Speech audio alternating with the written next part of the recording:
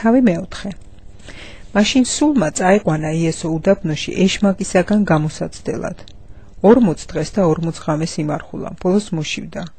მიუახლოვდა მას მაცდური და უთხრა: თუ შენ ღვთისძე ხარ, თქვი რომ ეს ქვები პურებად იქცნენ, ხოლო მან მიუგო პასუხად: დაწერილია რომ არა პურითა ერთითა ცოცხლობს კაცი, არამედ ღვთის სპირიდან მომდინარე ყოველი სიტყვით.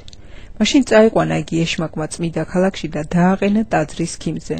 უთხრა მას: თუ ღვთისძე ხარ, გადაიგდე თავი ძირს, ვინაიდან დაწერილია: თავის ანგელოზებს უბრძანებს შენზე და ისინი ხელში აყვანილს გატარებენ, რათა ქვას ფეხი არ წამოგრა.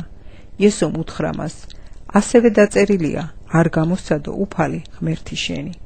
ისევ წაიყვანა იგი ეშმაკმა ძალიან მაღალ მთაზე, უჩვენა წუთისოფლის ყველა სამეფო და მათი დიდება. უთხრა მას: ყოველივე ამას შენ მოგცემ თუ დამხობილი თაყვანს მცემ.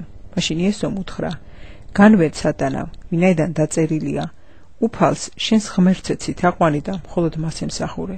მაშინ მიატოვა იგი ეშმაკმა და ანგელოზები მიახლდნენ და ემსახურდნენ მას. გაიგო იესო რომ იოანე დაპატიმრებულია და წავიდა გალილეას. მიატოვა ნაზარეთი, მივიდა და დასახლდა ზღვისპირას მდებარე კაპერნაუმში, ზებულუნისა და ნაფთალის საზღვრებში, რათა აღსრულდეს ესაია წინასწარმეტყველის მიერ ნათქვამი, რომელიც ამბობს: ზებულონის მიწა და ნაფთალის მიწა, ზღვისპირა გზა იორდანეს გაღმით, წარმართა გალილეა. ხალხმა, რომელიც ბნელში იჯდა, იხილა დიდი ნათელი. ჩრდილის ქვეყანაში მსხდომთ, ნათელი ამოუბრწყინდათ.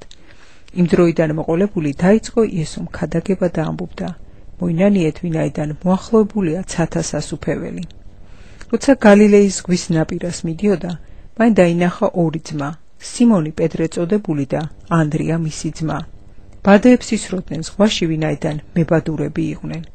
უთხრა მათ: მომყევით მე და ადამიანთო მებადურებად გაგცევთ. მათ მყისვე მიატოვეს ბადეები და გაჰყვნენ მას. იქიდან წამოვიდა და დაინახა სხვა ორი ძმა, იაკობი ზებედესძე და იოანე მისი ძმა, რომელნიც თავიანთ მამასთან ზებედესთან ერთად ნავში ბადეებს აკერებდნენ და მოუხმო მათ.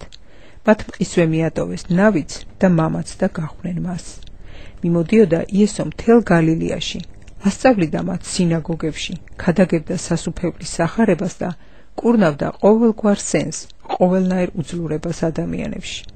მოედო მისი ამბავი მთელ სირიას, მოჰყავდათ მასთან ყველა უძლური, სხვადასხვა სნეულებით და სატანჯველით შეპყრობილნი, ეშმაკეულნი, მთვარეულნი, დავრდომილნი და ის კურნავდა მათ. დიდძალი ხალხი მისდევდა მას გალილეიდან და 10 ქალაქიდან, იერუსალიმიდან და იუდეიდან და იორდანეს გაღმიდან.